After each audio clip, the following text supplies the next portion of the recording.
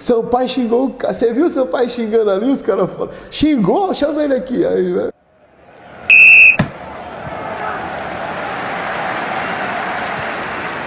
Aí você sai do Santos e vai pro Palmeiras, da era Parmalat. Isso. Você já quando você chegou lá, você já se sentia pronto para esse time que já tinha muita fera? Ou você ainda também chegou meio ainda amadurecendo? Como é que você se vê naquele momento, César? Não, eu cheguei no Palmeiras em meados de 91.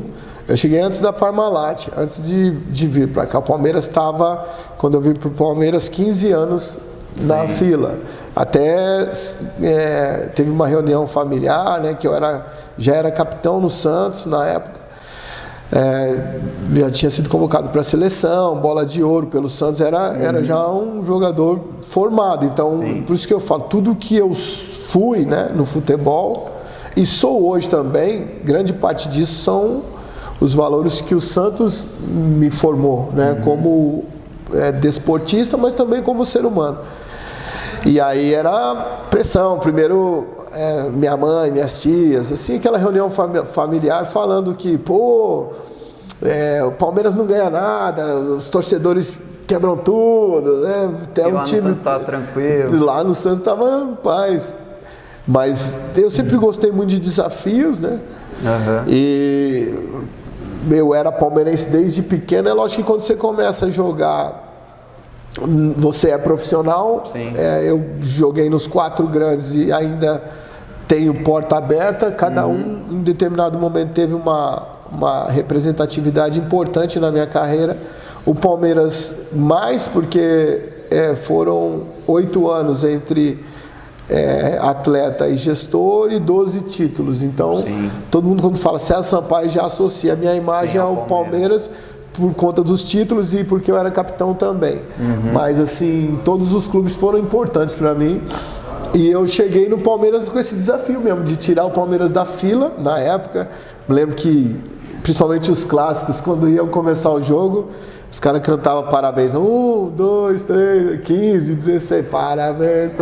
As torcidas cantavam. Isso aí era o que mais me irritava, assim, que os caras falavam que não ganhava nada. Bom, com a chegada da Parmalat, sim, há um investimento forte. Então você viu esse time todo ser montado, você já estava lá e viu chegando um por um. Os jogadores fortes da época da Parmalat, quem já estava com você antes dos nomes maiores chegarem? Quem já fazia parte do elenco, além de você, que depois se destacaram junto com aquele time? O Evair, no primeiro momento, o Evair que já era ele veio um pouco antes. Ele veio do Guarani, né? Ele veio da Itália. Ele veio da Itália, ele foi do Guarani, ele foi para a Itália. Isso. Jogava o goleiro. O Carlos também veio antes. Carlos, Marques, Toninho, Eduardo, Dida, eu, Erasmo, o Edu Marangon, Betinho, Evair e Edivaldo. Mas dessa galera aí ficou só você e Evair, só ficou Evair. Eram esses. O Toninho, você diz, é o Toninho Cecílio, depois se tornou dirigente. Toninho Cecílio. Era até o capitão na época. E depois foi montando. Bom, era o Roberto Carlos, chegou, né? O Zinho, o Mazinho também, Edmundo, Edilson. Bom, aí vi todo mundo. Antônio, Clebão, um pouco depois.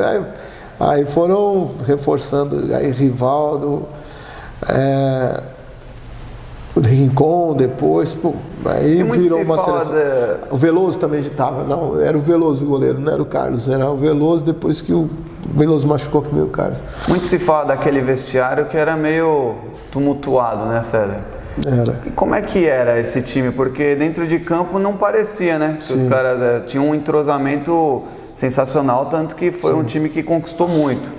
Mas como que era para você ali estar no meio de todas esses caras e conseguir também ajudar a administrar, até pelo seu jeito mais tranquilo, tal, administrar esses egos que a gente sabe que tem? Como é que foi aquela época? Bom, eram isso mesmo, né? Tinham vários problemas internos, principalmente de relacionamento. O Luxemburgo é um treinador que também ele estimulava essa competição interna.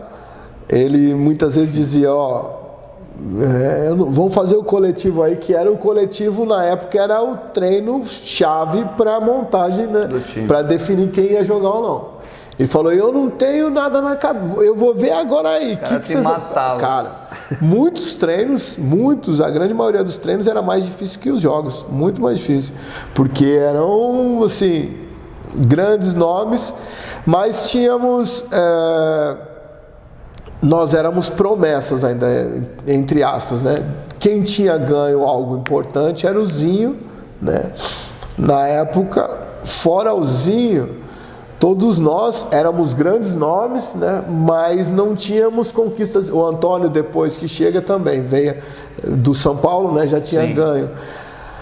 Fora isso, nós ainda tínhamos que conquistar. Eu entendo que o que faz marcar época ou tornar-se um ídolo na carreira de um atleta são as grandes conquistas. Sim. E o Palmeiras necessitava disso e tinha um investimento direto, não só a responsabilidade desportiva, também com a marca, né? Com a Parmalat, que tinham outros interesses. Sim. Que meio que não quebrou assim, mas dominou o mercado de laticínios assim. Sim. Na época. Associando o nome ao Palmeiras. Então você tinha que... Isso muitas vezes não acontecia com determinados jogadores, mas eles cobravam o profissionalismo, né? Dentro de campo, meio que 360. Você não era jogador, não era atleta só na hora do treino. Você deveria ter uma postura, porque uma mancha na carreira de um determinado jogador estragava a marca também. Mas naquele elenco lá, pedir isso aí era complicado, porque tinha os bad boy, por exemplo, o Edmundo. Pedir isso aí pro Edmundo naquela época era difícil, hein, César? Edilson também tinha os mas era um... E era separado em grupos, assim, o elenco tinha alguns grupos, tinha, né? Até por conta da idade mesmo, da faixa etária, do perfil, né? Tem uns que gostam de rock, outros gostam de samba, outros gostam de igreja. Quando acaba o jogo, cada um vai pro seu canto. Mas havia um respeito. Eu, assim, sempre me dei bem, transitava como capitão também. Você já era capitão nessa época? Já, depois, né? O Toninho, quando eu cheguei, era capitão. O Cecílio era o capitão. E eu me lembro até que o Nelsinho Batista foi quem me trouxe. Teve uma reunião com o Toninho. Foi algo bem legal. O Toninho falou, pô, cara, eu acho que o capitão não é só o cara que põe uma faixa no braço e fala com o juiz, né? Ele fala, pô, o capitão é o cara que tem uma identidade com o clube. Dentro do vestiário. Que tem uma liderança, que o grupo mesmo elege essa pessoa como... Respeita o cara, né, como um líder. Como um líder, não que... E aí ele falou, e o César, eu me sinto muito bem representado. Pô, foi um negócio legal que o Toninho falou pra mim. A gente se dá bem até hoje, né? Cara que eu tenho um carinho imenso. E então eu tinha que meio canalizar essas diferenças para que dentro do campo não todo mundo... Mas vira e mexe tinha, pô, quando saíam as notas no jornal, assim, né, pô... Na época, a primeira coisa, segunda-feira, pô, o cara me deu 6, tá de sacanagem. Então tinha essa rivalidade até de... Não era só ganhar o jogo, o cara queria ser o melhor entre os possívelzinho com 8 e eu com 6 e tal. Os caras falaram... Tinha carro também. Mas dentro de campo eram grandes vencedores, né? Esses nomes que a gente citou, Edilson, Edmundo e Zinho, eram caras que assim, nem no 2 toques, eu me lembro que eles separavam 2 times e ia até o final do ano, o rachão, né? Que fala, e era a maior rivalidade, assim, o rachão virava uma subcompetição porque não gostavam de perder e tal. Mas são... Cada um dentro do seu perfil, grandes homens, né? É um grupo de vencedores, onde dentro de campo tinham jogadores que não se falavam, né? Que nem se cumprimentavam, nem bom dia. Mas dentro de campo, o cara, ele punha a cabeça para evitar uma pancada, uma porrada do adversário, ou um gol e tal. Então, totalmente comprometidos com a causa. Eu até fiz uma palestra nesse sentido de... Bom, para você, alguns fatores importantes para você vencer, dentre eles é você ter uma capacidade, né, habilidade naquilo que você se propõe a fazer, em termos de trabalho em equipe. Mais do que ter a união de vestiário, é o comprometimento mesmo. Porque eu já perdi com um grupo unido, né, e venci. Esse era um dos grupos aí. Muito qualificado, tinha um respeito, assim, mas não era aquele grupo unido.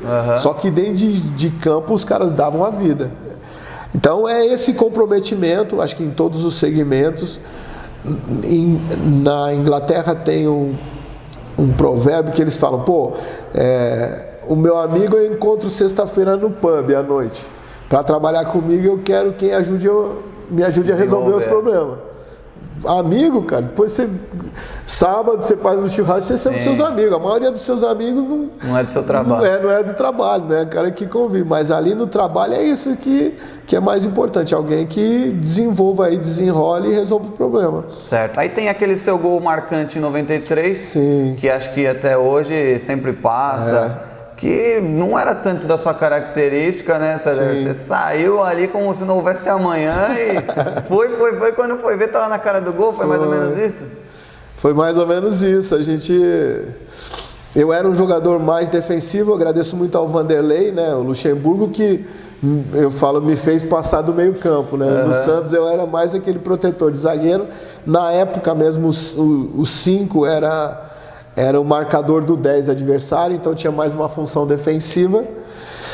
E aí o Vanderlei, nos treinamentos, falou: você tem qualidade técnica e tal, você é um jogador que constrói, você, né, assim, recuperou a bola, apresenta para o jogo e tal. Ele trabalhou muito, desenvolveu muito esse lado.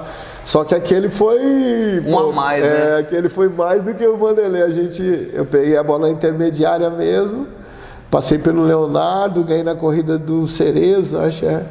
Aí o Goiano veio, driblei o Goiano, aí saiu o Zete, eu driblei o Zete. E você vê a qualidade, né? Leonardo, Cerezo, o time de São Paulo era aquele time bicampeão mundial. Bicampeão mundial, era a equipe a ser batida.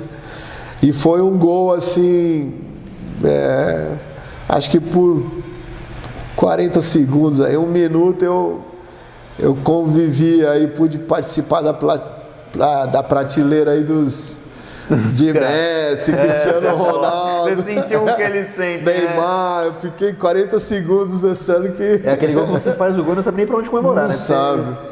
Depois assiste e não sabe nem como fez. Depois do gol, eu sabia que... Porque assim, no jogo você vai resolvendo os problemas, né? Eu sabia que tinha sido um golaço, mas a plasticidade eu fui ver na televisão depois mesmo. E a repercussão que isso teve e a repercussão também. A plasticidade do gol e contra quem foi também. Sim, né? juntou tudo. Aí que deu uma conotação. Os palmeirenses ainda hoje, né? Sempre quando me abordam, falam, e aquele gol lá e tal. Esse gol foi a semifinal do Campeonato Brasileiro. Campeonato Brasileiro de 93. Depois nós ganhamos do Vitória. Né? Verdade. Então, nessa época, aquele time vencedor ganhou o Campeonato Paulista 93, 94, Isso. Brasileiro 93, 94 e teve mais um Rio-São Paulo. Rio-São Paulo também. Então todos esses títulos ali serviram para tirar o Palmeiras da fila e tirar a pressão que vocês tinham ali do torcedor. Sim. E de levar o nome do Palmeiras de volta à evidência, né? O Palmeiras inicia aí uma década, posso dizer assim, né? De grandes conquistas e também um modelo interessante porque o que a torcida quer são os títulos e o que o patrocinador quer é o retorno financeiro. Sim. Então, na época, a Parmalat meio que os caras até brincavam, não pode ver 3 vaquinhas junto que já arremata, né? Então, os concorrentes derrubou todo mundo. Eu me lembro que tinha macarrão, requeijão, santal, assim, começou até a diversificar, atropelou. Foi um case interessante. O problema, eu não tive acesso, mas o que a gente ouviu dizer foi que a sonegação de impostos lá em Parma, né, que aí deu uma quebrada, e aí desmorona. E também o clube tem que, até o modelo de hoje do Palmeiras, né, da Crefisa é um modelo interessante, porém você precisa de um investimento alto, né? Um patrocinador. É um modelo, é algo que o mercado nem sempre você tem a continuidade desse modelo, é arriscado, né? Se sai esse patrocinador, o clube sente muito. Aconteceu com o Fluminense, com a Unimed também. O Palmeiras com a Parmalat mesmo quando saiu, né? Até o Corinthians com o pessoal da MSI. O Banco Excel, que era na época aquele time também. Aí pela linha do tempo aqui, César, você teve essas ótimas atuações pelo Palmeiras e tudo mais, e aí você chega à seleção. Certo. Na verdade você já tinha ido, você falou algumas convocações, mas aí você começou aí mais... teve a Copa América de 93, né? Em 94 também eu fazia parte do grupo. Achou que dava para ter naquela Copa? Sim. Ficou com aquela expectativa? Eu entendo que em 94 eu estava melhor do que em 98. Porque nós havíamos sido bicampeões brasileiro, paulista. Eu ganhei a bola de ouro de novo em 93, né? Então fui por 2 vezes melhor jogador do Brasil. E acabei não sendo convocado. Parte da minha ida para o Japão foi por isso, né? Primeiro porque economicamente os japoneses ofereceram um bom salário, 3 vezes mais do que eu ganhava aqui, mas porque meio que eu larguei, eu falei, cara, fiquei puto mesmo. Falei, pô, cara, esquema do caramba, não sei o que, então eu falei, você revoltou. Pô, em 90 eu achei difícil, né? Eu tinha 22 anos, achei que poderia, mas...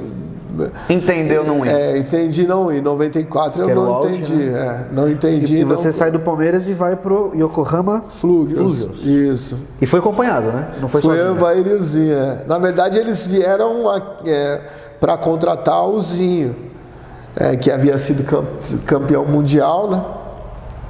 No meio do ano, aí no final do ano, aí vieram ver o jogo e fizeram meio que um pacotão, levaram nós 3. E foi...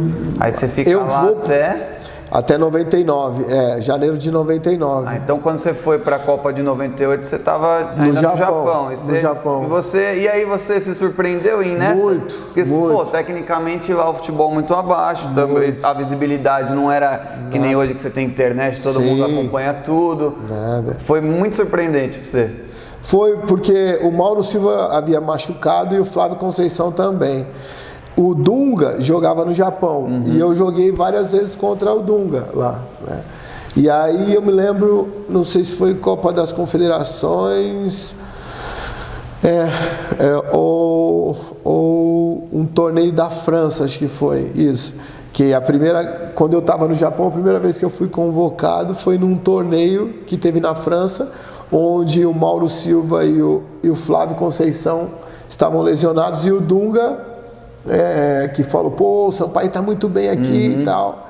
Nosso time foi vice-campeão japonês, perdemos para o Kashima, que era quase imbatível naquela época, e ganhamos 2 vezes. Nós jogamos em Iwata contra o time do Dunga, até o Filipão tal, também nós ganhamos dentro e fora, e o Dunga teve a participação direta, porque, como você bem disse, não tinha essa globalização, essa informação, né? E eu fui por conta do dinheiro mesmo. Eu larguei e falei, cara, não quer saber de seleção, vou fazer minha vida aí, depois eu volto. E aí você realizou... E aí, pô, indo pro Japão, quando eu pensei... Agora que eu... Hoje, naquela época, era abrir mão da seleção. Era como ir pra China hoje em dia, como algum jogador. Mas era como ir para Marrocos hoje em dia.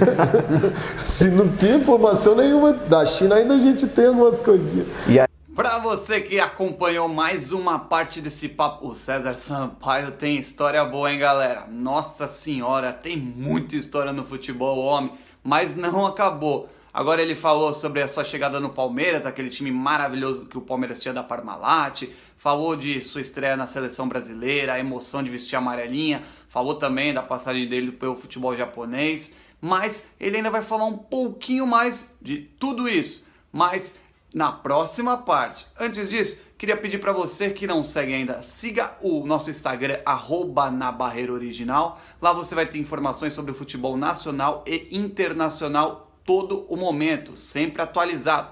E claro, se inscreva aqui no nosso canal do Na Barreira no YouTube, dá o like e espalhe para os amigos. Em breve a terceira parte com o César Sampaio aqui no Na Barreira. Um grande abraço.